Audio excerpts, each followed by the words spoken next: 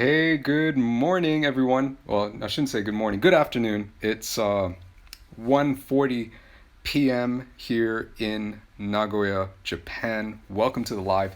Today, we're going to be talking about confidence. For the longest time, whenever somebody asks me, how do I become more confident when I speak? How do I stop feeling afraid and nervous and shy? How do I stop freezing up when I need to speak in English?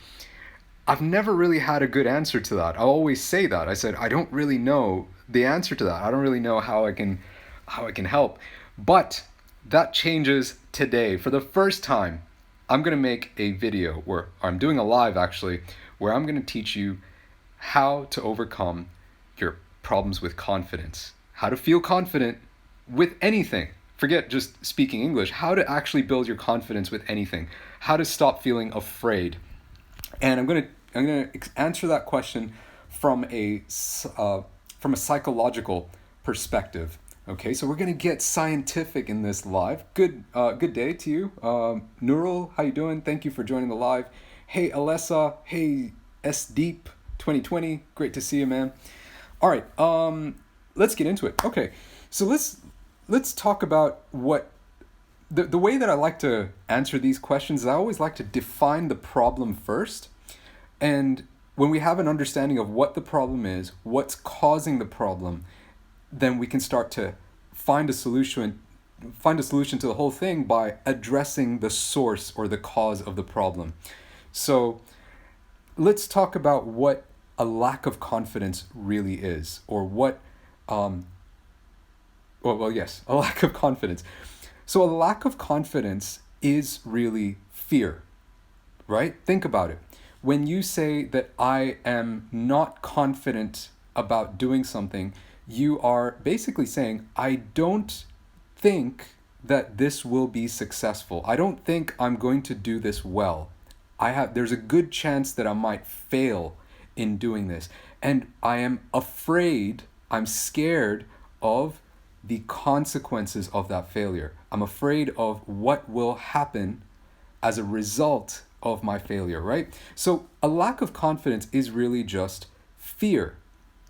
So let's think about the psychology of what goes on in our bodies, in our brains when we feel fear, when we're afraid.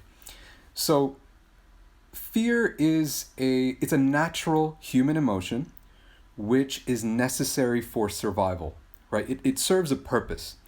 The reason why we have fear and the reason why we have evolved to have this emotion is it helps us survive. It helps us avoid danger so that we don't get ourselves killed and so that we don't harm ourselves, right? So, for example, when you feel afraid of a lion that's roaring at you, that's a good thing to be afraid of. It's not bad that you feel a lack of confidence with wrestling that tiger or that lion. It's good if you feel scared and it makes you want to run away, right? That's the good kind of fear. But when we have fear of something that's illegitimate, fear of something that isn't actually going to harm us, then that's where it's the bad kind of fear. And that's not helping us in any way. It's actually ruining our lives. So when we talk about a fear of making mistakes in English or a fear of speaking English, so I recently made this video I made a collaboration video with two teachers from Iran, with Zara and Sahar. And it's about the fear of making mistakes. It's called aerophobia, or eratophobia is the word for a fear of making mistakes. And if you watch that video, and when you really think about what we're afraid of, we're just afraid that somebody's going to make fun of us or say nasty things about us when we make mistakes in our English. The reality is that if they understand what we're trying to say, most of the time, they're not really going to be bothered by it. They're just going to respond and continue the conversation. So, by the way, if you haven't seen that video, make sure you watch it. It's like the second last video I posted on IGTV or on Instagram. So, That's fear. Now, what happens in our minds when we feel fear, when we feel this emotion of fear? Fear is one of the ways that in which we feel fear is we have this hormone, adrenaline, which is released. Okay, and adrenaline is the fight, or it's called the fight or flight hormone. Fight meaning we confront the source of our fear, or we run away from it. We flee from it. Flight, flee means to run away. So the fight or flight hormone is released when we feel fear. There's danger. There's when we're confronted with some sort of danger or some sort of threat, we feel fear.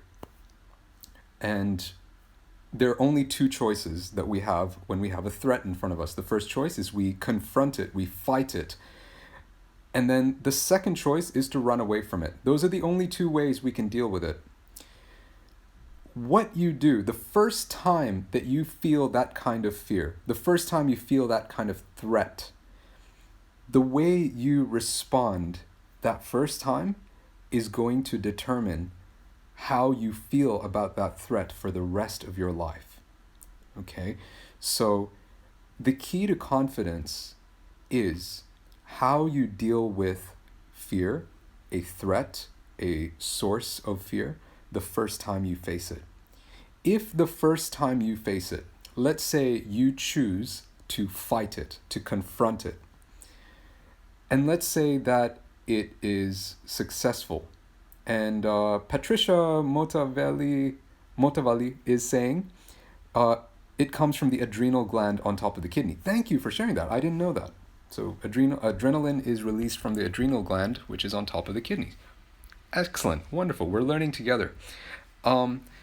So the first time that you notice fear, or you confront a particular source of fear, if you confront it, you choose to fight it, and let's say you are successful, you win, you defeat the fear, you overcome it, that will be retained in your memory. Your brain's gonna remember that. And the next time you see the same source of fear or a similar source of fear, the way that your body responds to it is it's going to respond to it based on what it knows already, what it remembers. So if your past experience of that fear was you fought it and you overcame, you're not going to feel afraid anymore. That's where you have confidence. And you think about everything in your life that you are confident about. If you play a sport, let's say you play cricket. The first time you got on a cricket pitch and you were batting, you might not have felt confident about it. But after doing it lots of times and after doing it well, being able to hit the balls really well, the next time somebody says, hey, you want to play some cricket? You want to bat? How are you going to respond? Are you going to respond with, oh my gosh, what do I do? No, I don't know if I can do this. Instead, you're going to say, yeah, of course, give me the bat. Let's do it. Let's go. Right? That's how you respond. So the key is how you respond the first time. Now, the second thing is, let's say you confront a source of fear, you decide to fight it, and you fail. Okay, let's say you fail. You don't manage to overcome it. You don't manage to defeat it. Now that will also be retained in your memory. And the next time you are confronted with the same source of fear, you're going to feel even more afraid because you remember that you tried to fight it and you failed. And your brain is going to think, hey, it's a good idea not to try and fight it again. Again, that's our survival instinct, right? Our bodies, our brains are programmed to help us survive. So if you have evidence that you tried to fight something and you failed, it's probably a good idea not to fight it again, right? So that's kind of going to be your natural tendency. So how do we kind of put all of this together? Okay. Oh, and by the way, let's talk about the other option, and then we're going to come back to this. Okay, just hold your horses right there. Let's say you go with the next option, the second option, which is to flee, to run away from it. Now, if you run away from it, no matter what it is, you're almost guaranteed. You're guaranteed not to fail, so to say. If you run away from your fear, you're running away from it. You're going to survive. You're going to come out the other end without experiencing anything negative.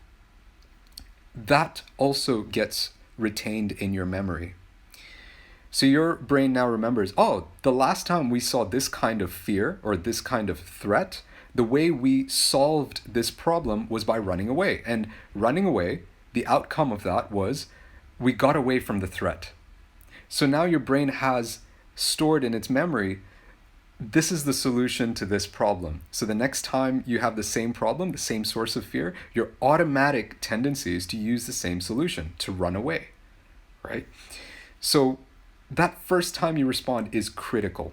Okay, now, what do you do? For most of us, though, we've already gone past that first time we saw the fear. We've already responded to it in the wrong way. Either you've tried to fight it and you failed, or you have run away from the fear and now you've programmed yourself to always run away from that threat every single time, right? So what do? Right? This is already in your brain is already programmed in this way. How can you change it? Okay, we're going to talk about that next. All right, I'm going to share this with you.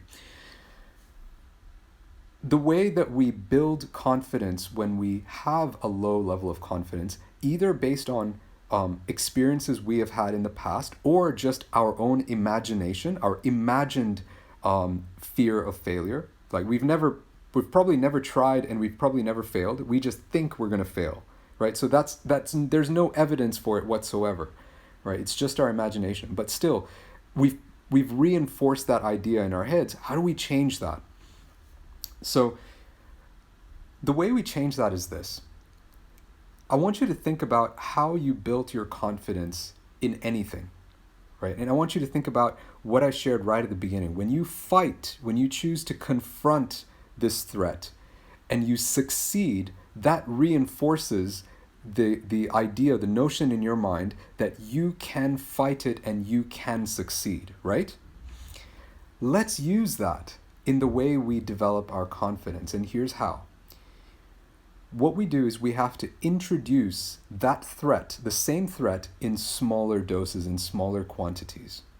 So what that looks like is this. Let's take the example of riding a bicycle. Okay?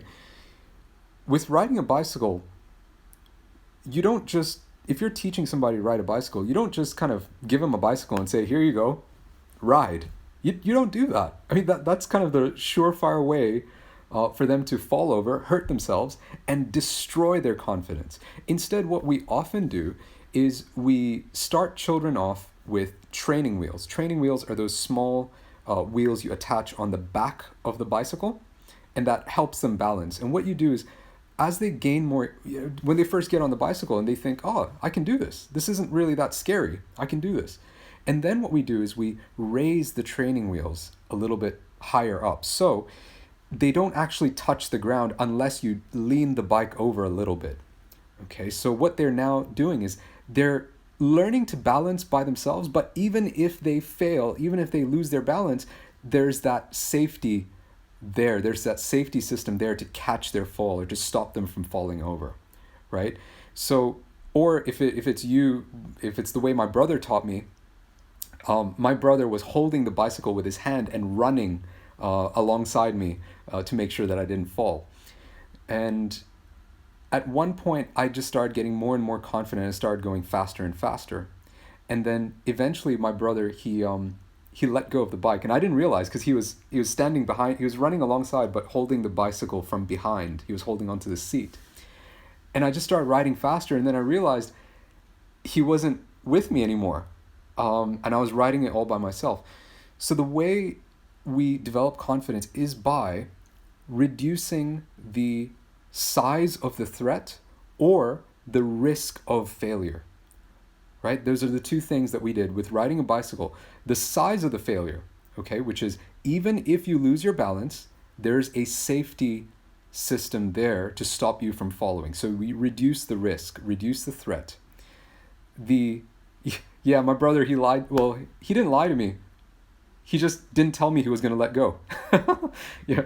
Okay, so the first thing, yeah, we reduce the size of the threat. The second thing is we reduce the chance of failure, which is by having the trainer wheels there to stop us from failing in the first place. We make the task easier to begin with.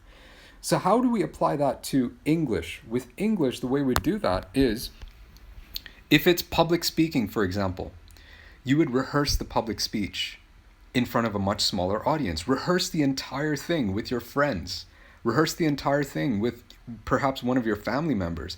It's okay if you forget your lines. It's okay if you make mistakes, because at that point you can just say, oh, stop. Since you're practicing, you can just say, oh, wait, let me look at my script again. Okay, and then you can look at your piece of paper and then continue.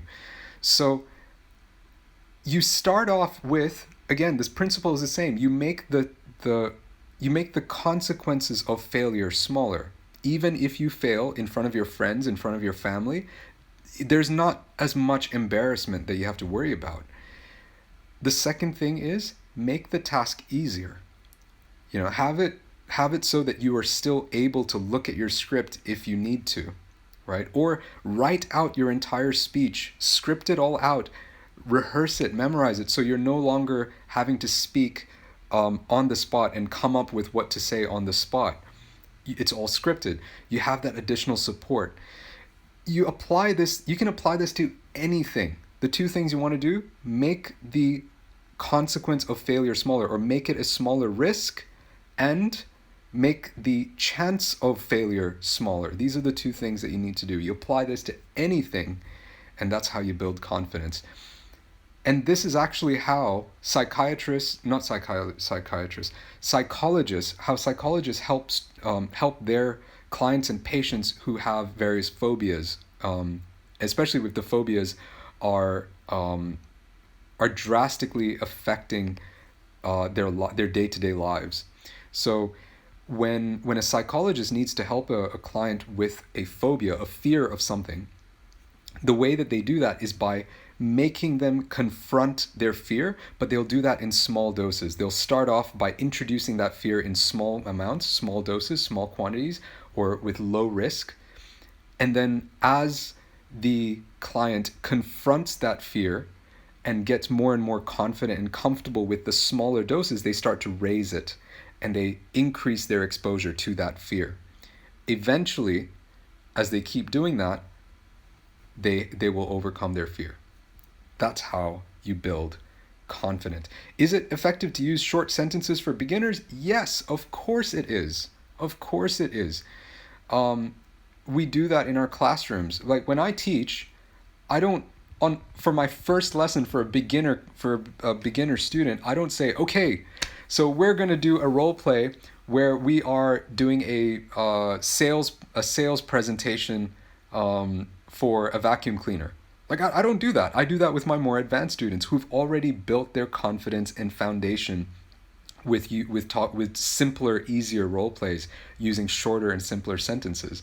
So for a complete beginner, I think where I might start with is something like, okay, let's do a role play, and let's do a restaurant role play where we're ordering food. You're the customer, and I would give them a super simple sentence to start with, which is just the name of the food with please at the end, right? So, and I would use the bigger sentences where I'm the shop staff asking the questions. So I would start off, say, good evening, sir, how may I help you?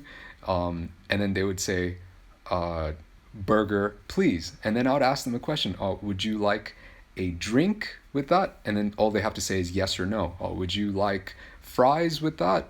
And then the student only has to answer yes or no. That's really simple for them. But the point is that they're actually having a conversation with somebody using English, right? And it's making it so simple. Once they get confident with that, and I find that they're no longer, and you can see the confidence on their face, you can hear it in their voice. Then what I do is I introduce new expressions and phrases. I then say, okay, let's make this a little bit challenging, and let's add this little element to it. Let's add this other thing to it, and that's how you build the confidence of a learner. So there you go. How to build your confidence, how to overcome a lack of confidence. That's your answer. Simple, right? Simple, but it takes time.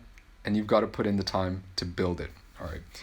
Hey, thank you so much for joining me. I got to get going, but you know I love you guys, and I look forward to doing this again soon, talking with you guys soon. All right. You have a wonderful Saturday afternoon or evening, but we'll talk to you soon. Thank you for joining me. Bye.